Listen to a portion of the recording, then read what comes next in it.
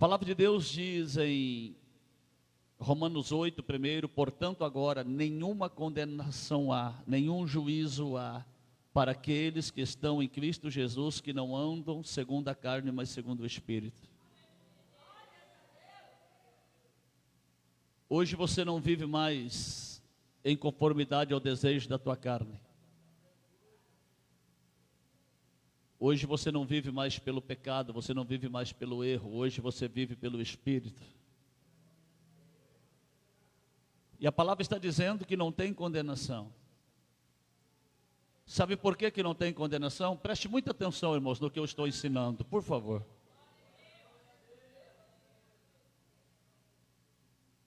Quando você levantou a tua mão e entregou a tua vida a Jesus, você entrou em Cristo. Você passou a fazer parte do corpo de Cristo. E o corpo de Cristo não pode ser condenado, porque o corpo de Cristo está glorificado. Entendeu? No momento que você levantou a mão e disse: Senhor, eu entrego a minha vida a Ti. A partir de hoje faça de mim uma nova criatura, me transforme. Naquele momento você foi recebido no corpo de Cristo, você passou a fazer parte do corpo de Cristo. E o corpo de Cristo pode ser condenado?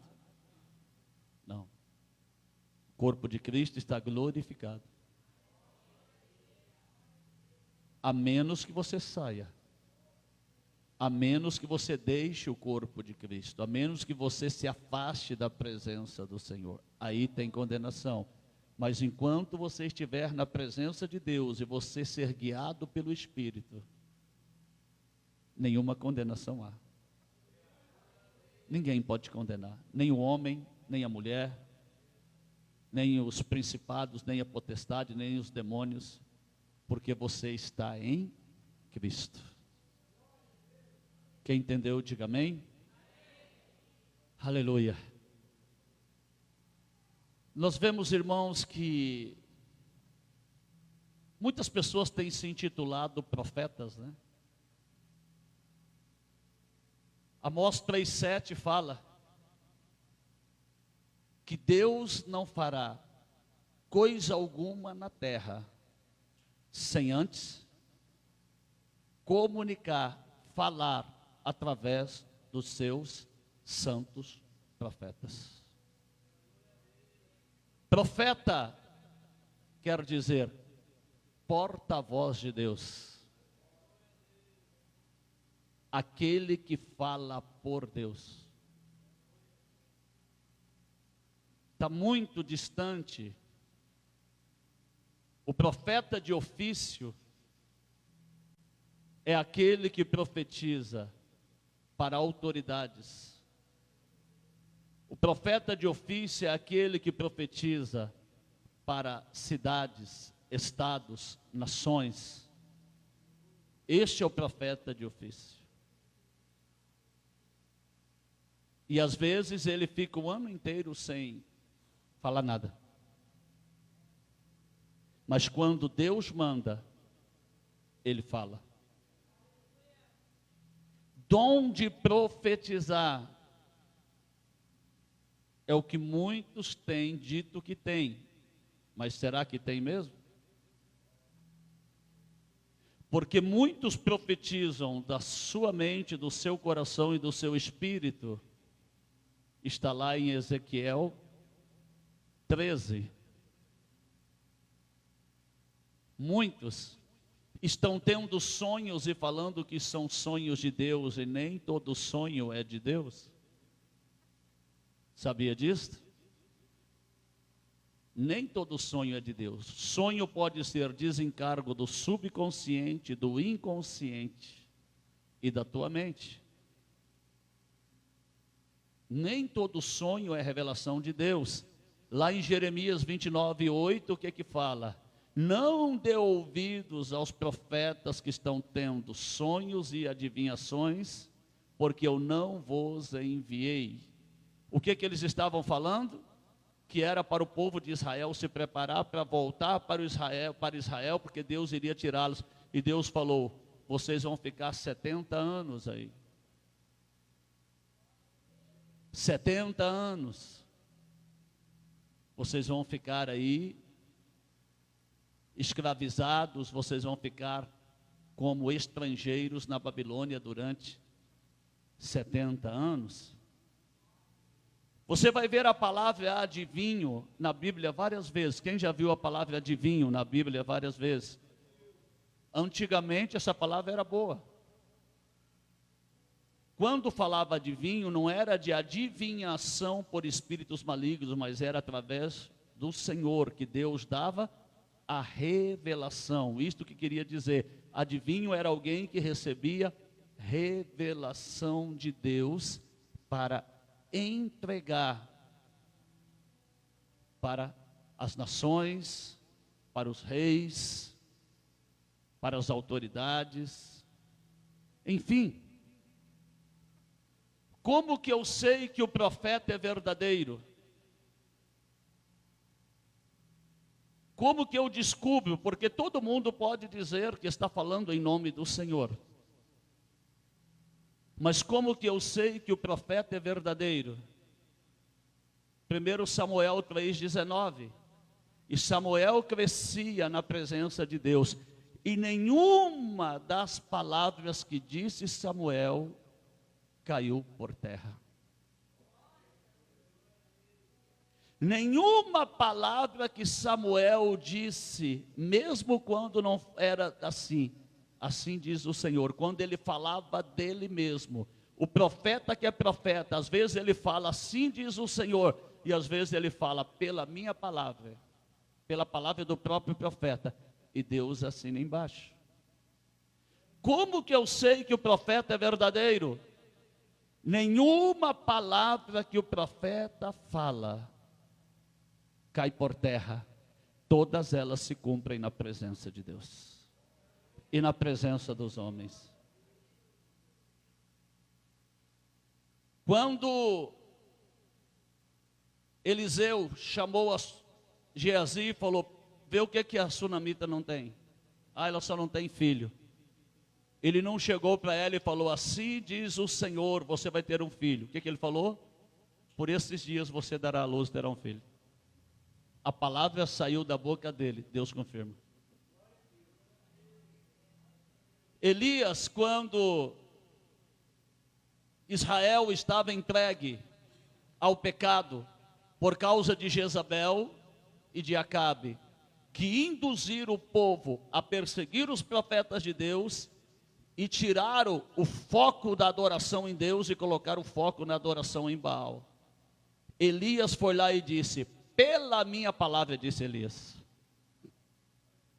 não haverá chuva nem orvalho em Israel, pela minha palavra. Deus foi lá e assinou embaixo.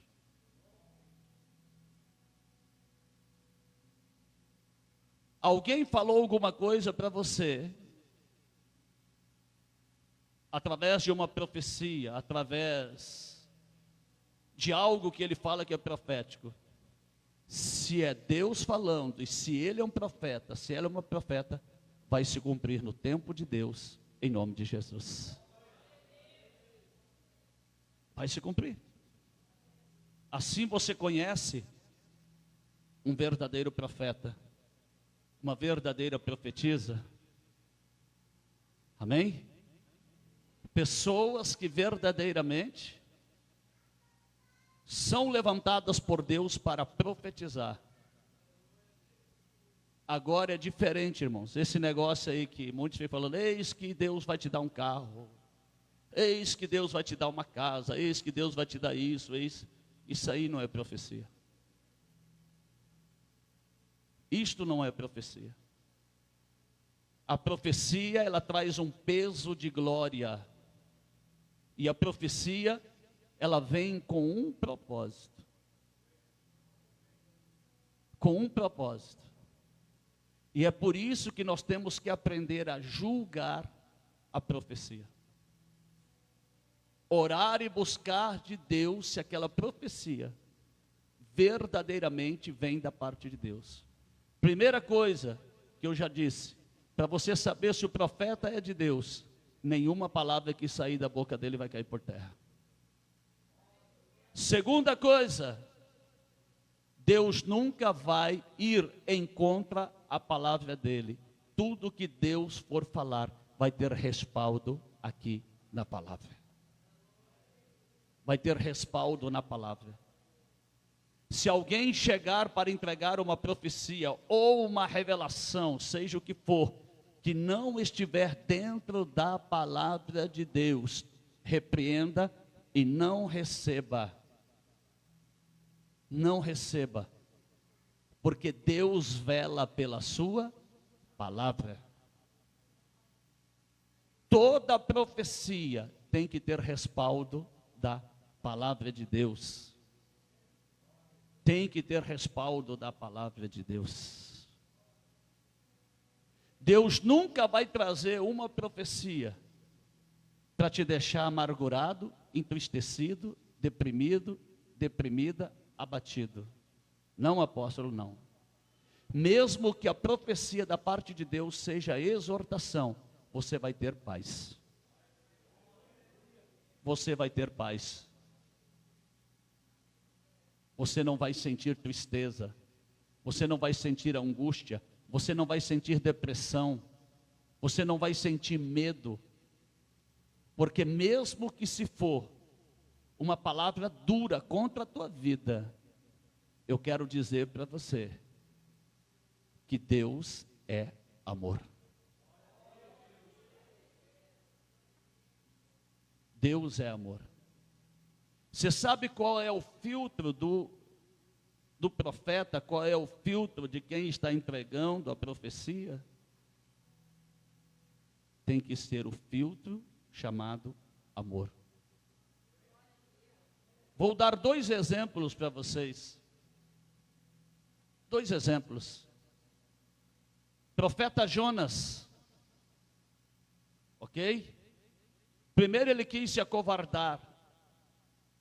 Mas ele foi, porque Deus tinha escolhido, e ele ia, e ele foi profetizar em Nínive, e Nínive seria subvertida em 40 dias, sabe o que é isto? Desapareceria do mapa, em 40 dias. Jonas foi no ventre do grande peixe, profetizou, houve um arrependimento. E o que aconteceu? O jejum, a oração do rei e de toda aquela grande cidade, aquela grande metrópole, chegou diante de Deus. E Deus se arrependeu e não quis destruir Nínive. E Jonas ficou com ódio. Profeta do ódio. Deu para entender? Ficou com raiva, ficou com ira, porque Jonas queria que Deus matasse aquele povo, destruísse aquele povo. Ei, se Deus entregar uma profecia através da tua vida, você tem que somente entregar o que Deus mandou, mas o juízo não cabe a você. O juízo cabe a Deus, porque quando aquela profecia chega no coração daquela pessoa, pode gerar o quê? Arrependimento.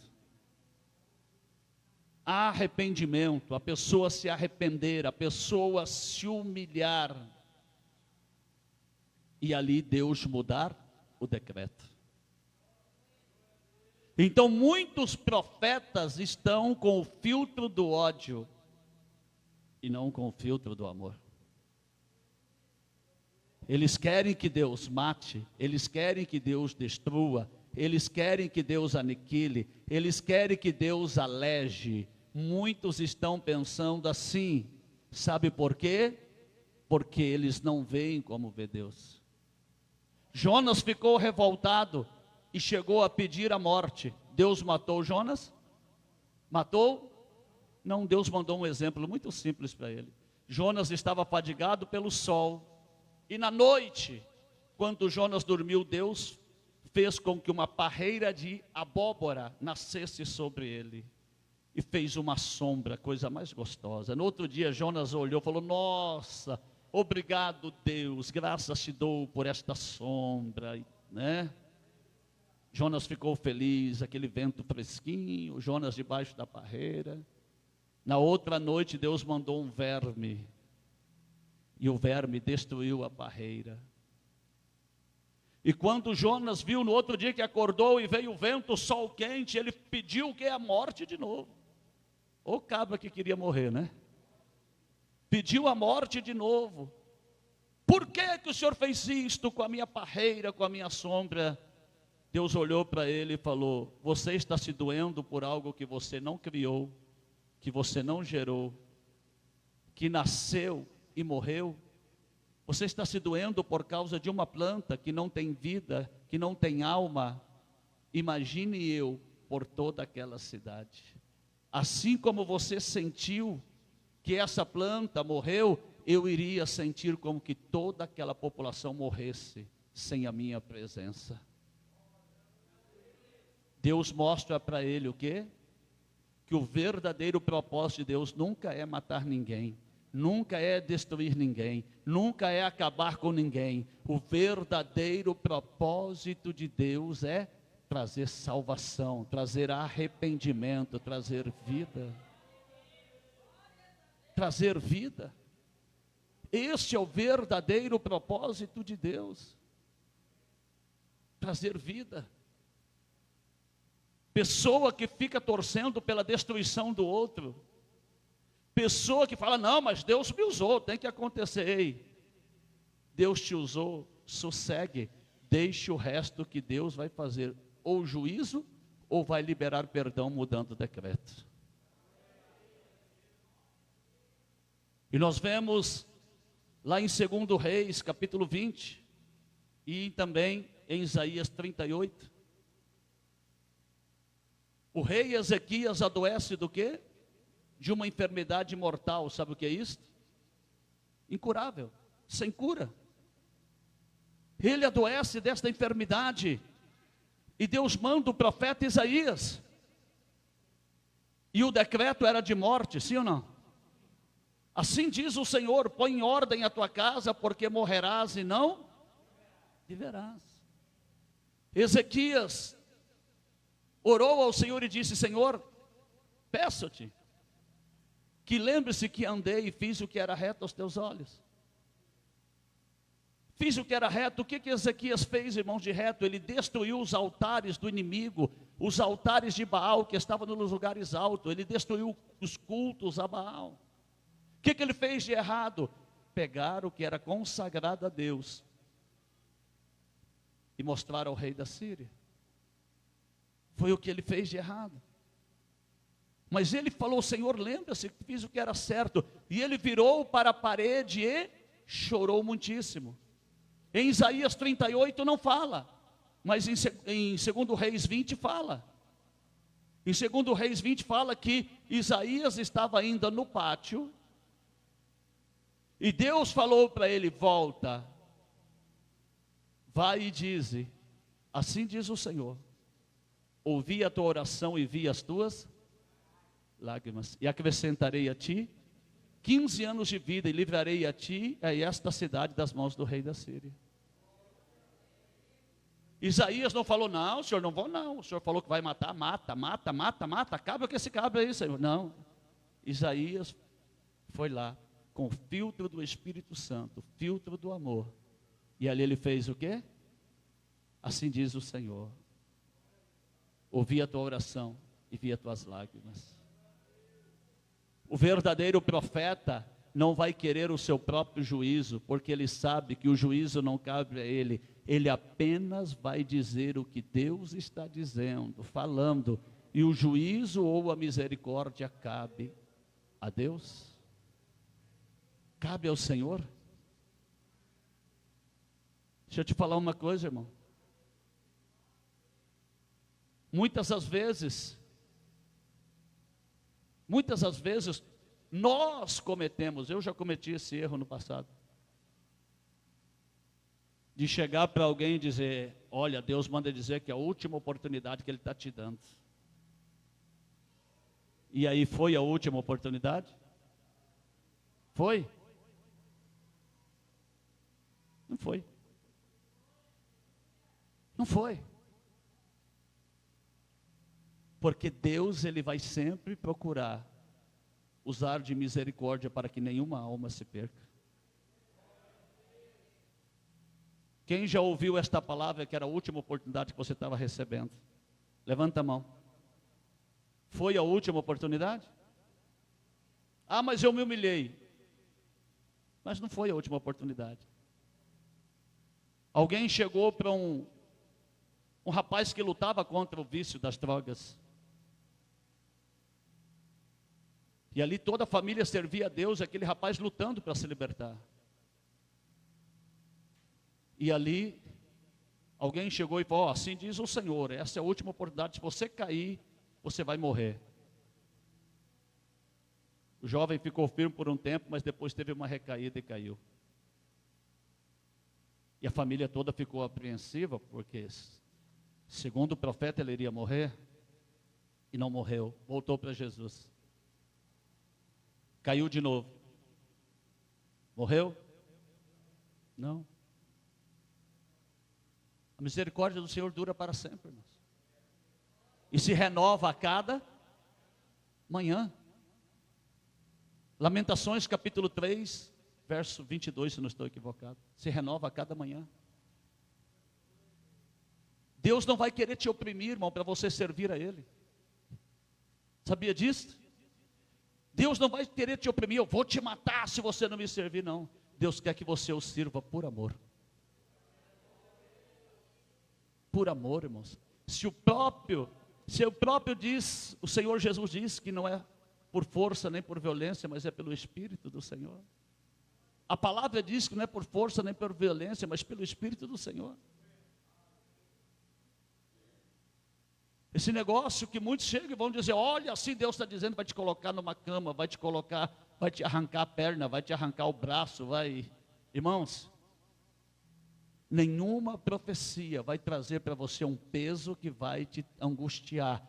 Toda profecia vai trazer um peso de arrependimento. De arrependimento. Muito cuidado com o que você tem escutado. Muito cuidado com o que você tem ouvido. O propósito de Deus não é matar. O propósito de Jesus não é matar. O propósito de Jesus é dar vida e vida em abundância. Eu escutei o testemunho de um pastor que estava contando. Esse pastor foi pregar na África. E chegou lá.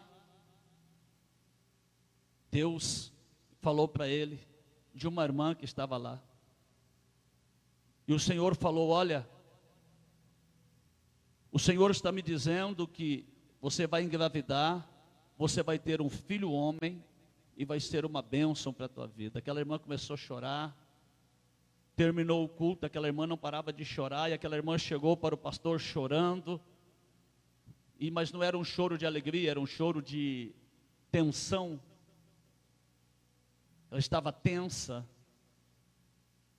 E o pastor perguntou, por que você está tensa, irmã?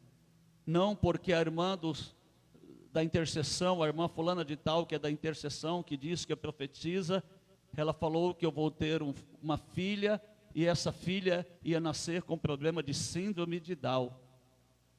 E agora o senhor falou que é um homem que vai ser bênção. Ele falou, o Senhor me disse que é um homem que vai ser bênção, acalme o teu coração. Ele veio embora para o Brasil, passou uns dias, chegou a comunicação que ela estava grávida. E passou o tempo determinado, chegou a comunicação. Nasceu a criança, nasceu um filho homem, perfeito, lindo, saudável para a glória de Deus. E aí, Deus tirou o jugo que estava sobre ela, porque aquela profecia que a mulher tinha entregue para ela, estava trazendo o quê? Angústia, tristeza, desespero, jugo.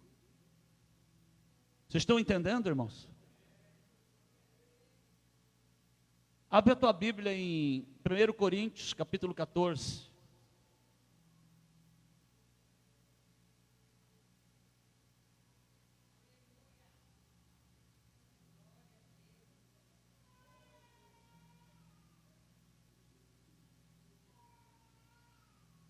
versículo 3. 1 Coríntios capítulo 14, versículo 3. Aleluia.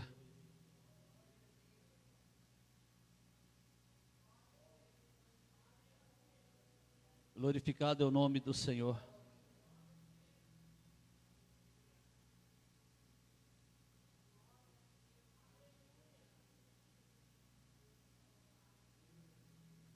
Acharam? Mas o que profetiza fala aos homens. Qual é o propósito da profecia? Deus falar aos homens. Amém? Para edificação, não é para destruição, viu? Edificar é o que?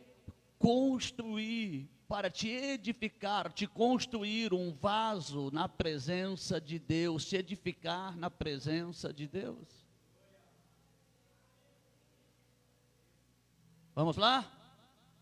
Exortação. Exortação, esta palavra aqui, irmãos, a tradução dela do grego para o português foi um pouco difícil encaixar. Então eles colocaram exortação. O termo exortação dá a impressão que é chamar atenção. Sim ou não? Chamar atenção. Como que eu vou dizer mais? Outra palavra e além de chamar atenção para exortação. Né? Coibir. Corrigir. Corrigir, chamar atenção. E esta palavra no original é a palavra paraclesis. No original, no grego, é paraclesis. E sabe o que quer dizer? Exortação no original quer dizer animar, motivar, encorajar e fortalecer. Escreve aí. Animar, motivar, encorajar e fortalecer. No original, não é só corrigir. E a pessoa fala, não, tem que exortar, tem que... Sim, você tem que corrigir, você tem que chamar atenção. Mas o propósito da profecia, primeiro, edificar.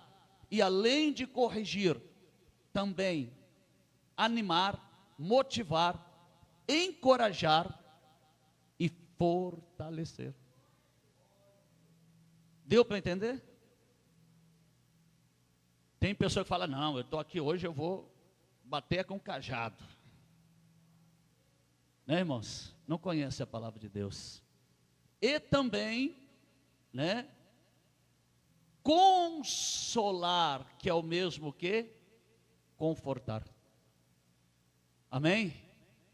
Então vamos lá, o propósito da profecia: edificar, corrigir, animar, motivar, encorajar, fortalecer, também consolar ou confortar, trazer paz. Se a profecia não te trouxer paz, não vem de Deus. Não vem de Deus. Outra coisa que eu vou te ensinar: não existe profeta sem sacerdote. Não existe. Se a pessoa chegar para entregar uma profecia para você, você congrega onde, irmão? Ah, eu não congrego em nenhum lugar não, não tenho pastor. Então, por favor, não fale nada para mim. Se ele não está debaixo de autoridade, ele também não tem autoridade. É verdade ou não é? Não existe profeta sem sacerdote que não esteja debaixo de uma autoridade espiritual. Vou dar um exemplo para vocês de João Batista. Só para esclarecer algo primeiro. A Bíblia fala que as profecias duraram até E aí, então não existe mais profecia, apóstolo? Se as profecias duraram até João Batista, então não existe mais profecia. As profecias a respeito do nascimento do Messias, amém? Foram até João Batista, e em João Batista se cumpre ali as profecias, quando João Batista passa a ser o sacerdote de Jesus. Tem profetas no Novo Testamento? Tem ou não? Vou citar só um aqui rapidinho, Atos,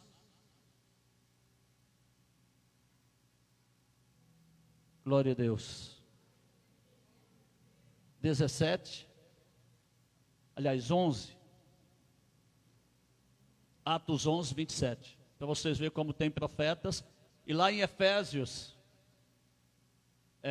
4, 22 fala: a uns o Senhor deu por apóstolo, outro por profetas, evangelistas, pastores e mestres.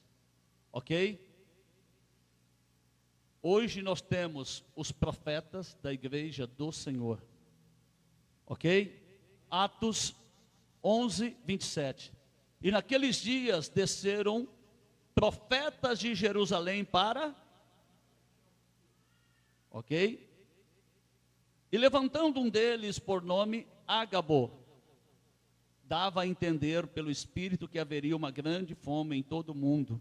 E isso aconteceu no tempo de Cláudio César. E os discípulos determinaram mandar cada um conforme o que pudesse socorro aos irmãos que habitavam na Judéia.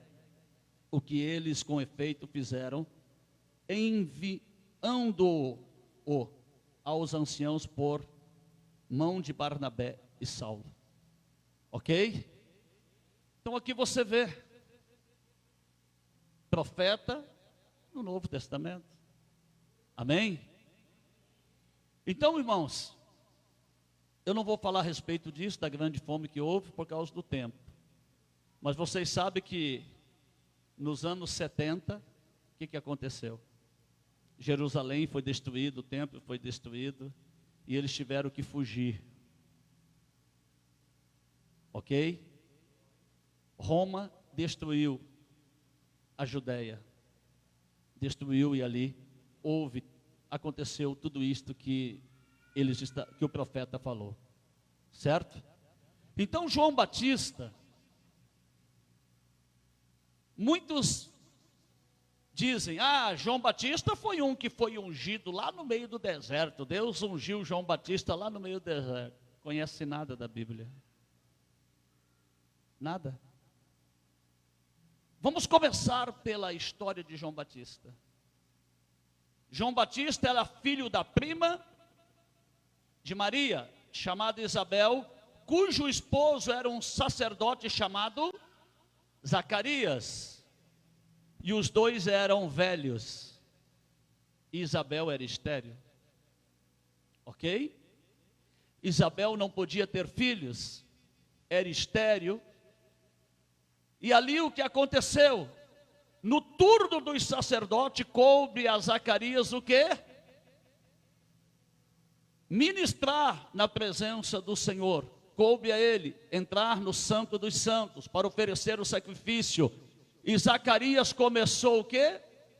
Demorar. Está lá em Lucas 1, depois você leia, ok? Começou a demorar. E todos ficaram maravilhados. Por quê? O sacerdote, quando entrava, ele entrava amarrado por uma corda ao meio.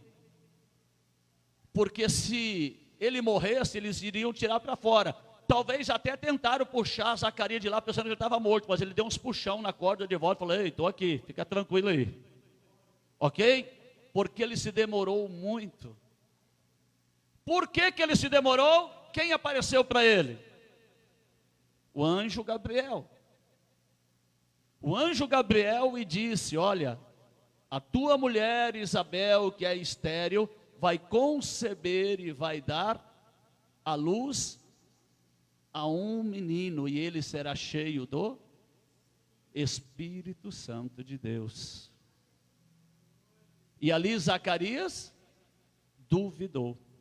Como? Se eu sou velho e a minha mulher é estéril? Como? Ela é velha também, estéril, eu também sou velho. Como? O que o anjo falou? Você vai ficar mudo. Isto vai acontecer, porém você vai ficar mudo até o menino nascer. E isto virou o quê? Notícia em Israel. O sacerdote demora, e quando o sacerdote sai lá de dentro, ele sai mudo. Isto virou o quê? Notícia, todo mundo ficou sabendo. Deus já preparando para João Batista ser conhecido. João Batista não era desconhecido. Antes dele nascer, Deus já começou a preparar. Isabel engravida. Depois de 6 meses que Isabel está grávida, quem fica grávida? Maria. E quando Maria vai visitar Isabel, sua prima, que diz que ali saúda Isabel, o que acontece? João Batista dá um pulo no ventre. Já estava cheio do Espírito Santo ali, irmãos. Ele salta, desde o ventre ele era cheio do Espírito de Deus. Ele era cheio da glória. E ali, a notícia se espalha, que Isabel, a mulher do sacerdote, que era estéril, que era velha, estava grávida. Vira notícia em Israel. Vira notícia em Israel. E ali, quando João Batista nasce, perguntaram qual seria o nome. Isabel falou, vai se chamar João. Mas Zacarias não podia falar. Zacarias não podia falar. E perguntaram para Zacarias, como que vai ser o nome do menino? Ele pediu um papel e escreveu. E disse, o menino vai se chamar João. E naquele momento a voz dele se solta. E isso vira notícia em Israel. Isto vira notícia em Israel. Todo mundo olhava para João Batista crescendo e esperava, Deus vai usar esse menino. Deus vai usar esse menino. João Batista, ele começa a crescer. E ele vai para onde? Para o deserto. E ali ele se vestia de pelos de camelo, se alimentava de mel silvestre e gafanhoto, que pode ser literalmente o gafanhoto, porque era liberado para comer gafanhoto. Ok? Não era considerado imundo, ou uma fruta chamada gafanhoto. Ele se alimentava de uma forma natural, porque ele era nazireu, separado para Deus, não cortava o cabelo, nem fazia barba, nem bebia bebida forte. Ok? Separado para Deus. E ali, ele era sacerdote, porque todo primogênito, filho de um sacerdote, também era sacerdote. E ele era filho primogênito, primeiro filho de Zacarias, que era sacerdote, então ele também era sacerdote. E ele começa a pregar com quantos anos? Quantos anos? 30 anos. A pessoa só podia assumir o ministério com 30 anos. Era lei. Jesus só começou a pregar com quantos anos? 30 anos. José começou a reinar com quantos anos? 30 anos. Davi começou a reinar depois de quantos anos? Quando ele tinha 30 anos. Deus nunca vai contra a palavra dele, tá, irmãos? Amém? E ali com 30 anos ele começa o quê? A pregar o batismo do arrependimento.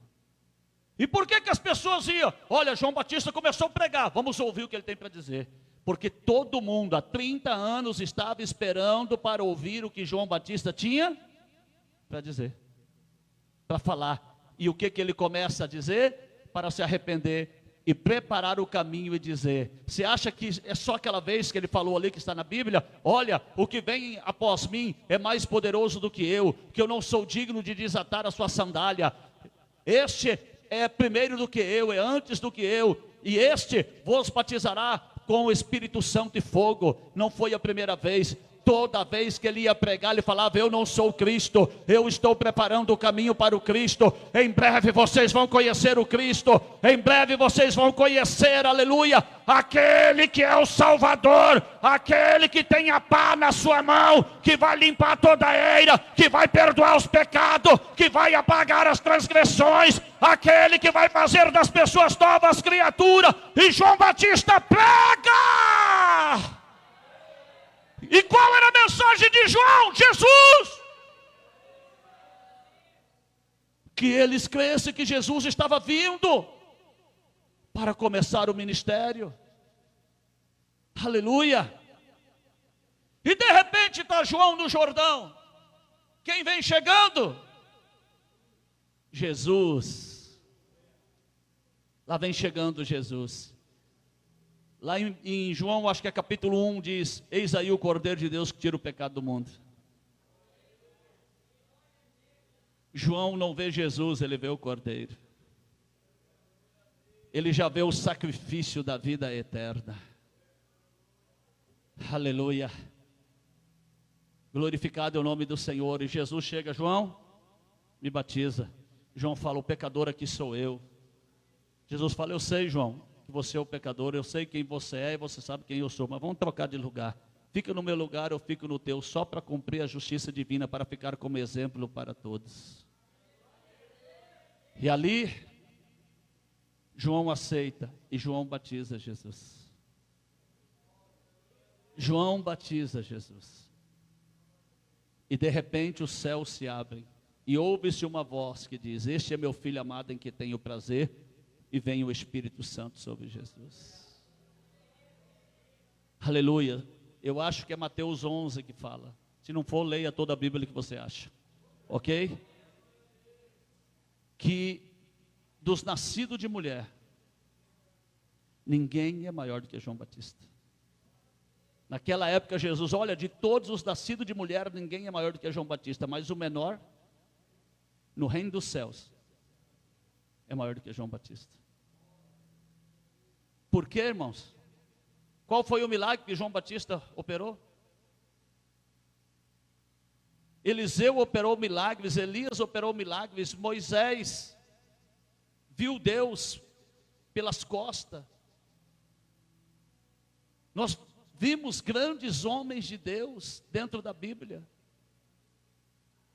Mas nenhum deles era maior do que João Batista. Por quê? Qual o motivo? Porque João Batista foi o sacerdote de Jesus Cristo. João Batista batizou Jesus e preparou Jesus para o seu ministério.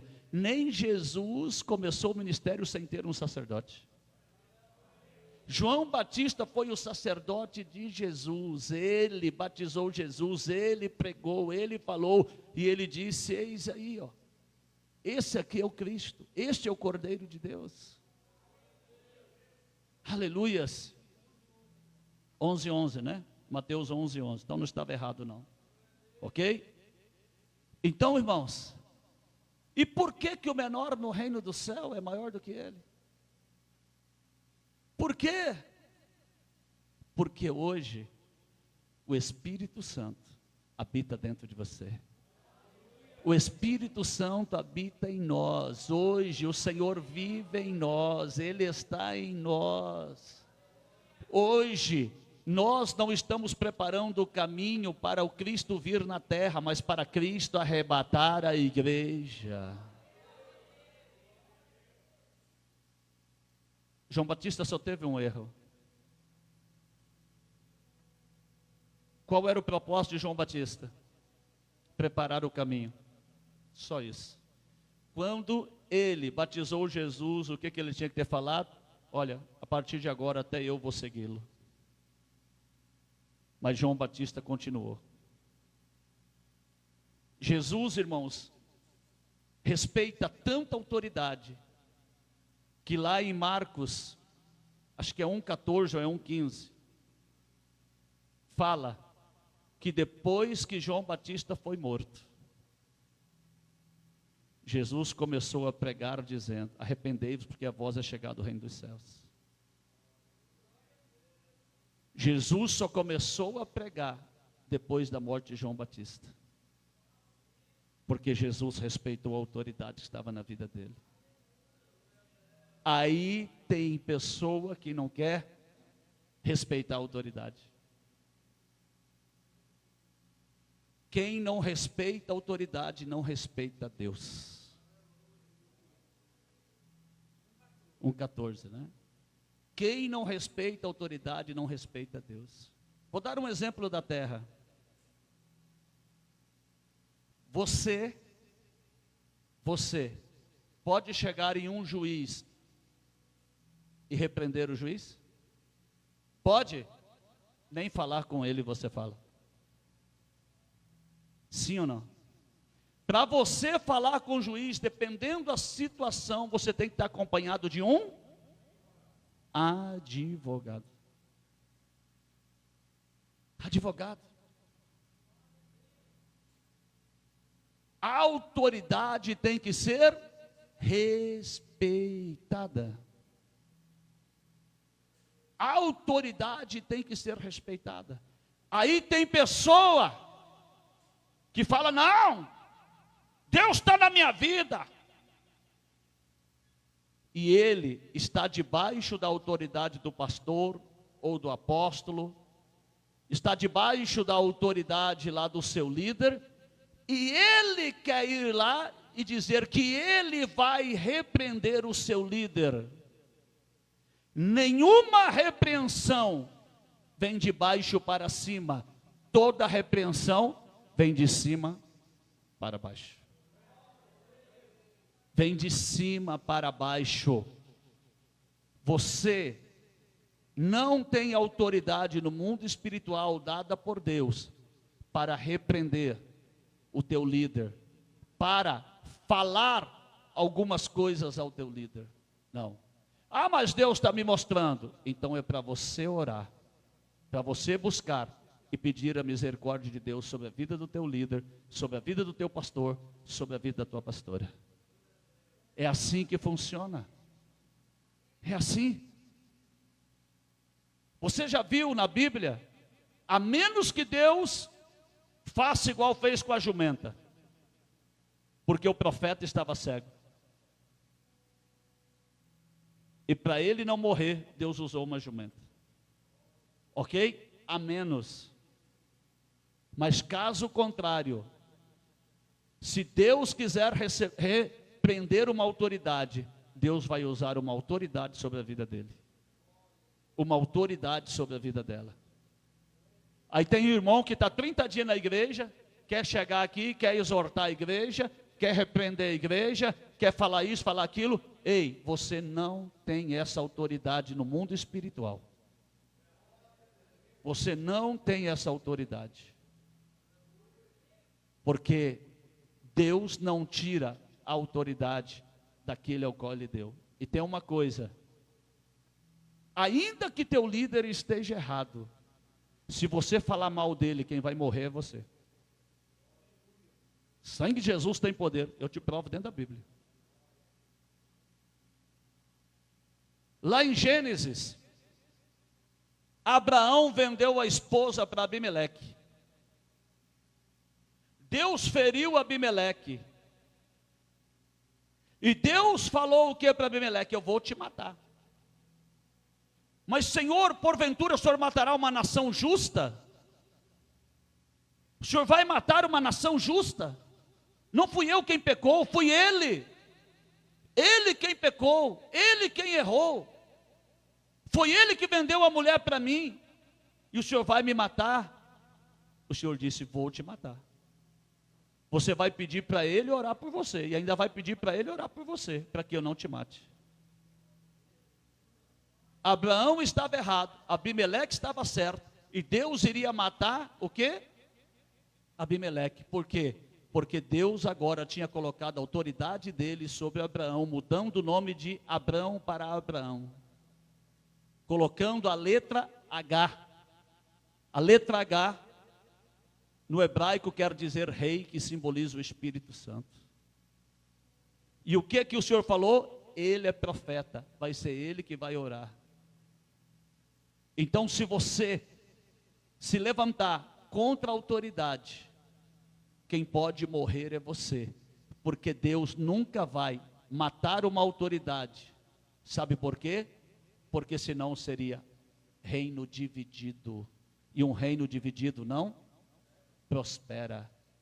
O que eu tenho que fazer se eu souber?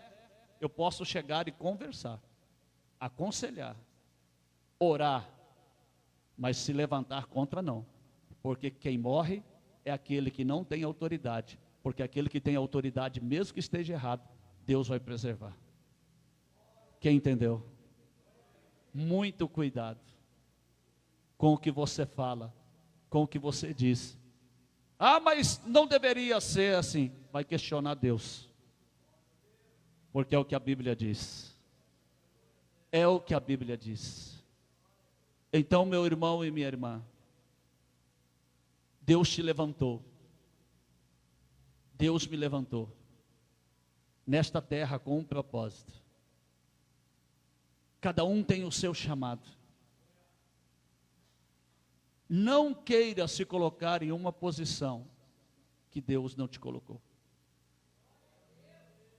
Não queira falar o que Deus não está falando. Não queira profetizar o que Deus não está mandando profetizar.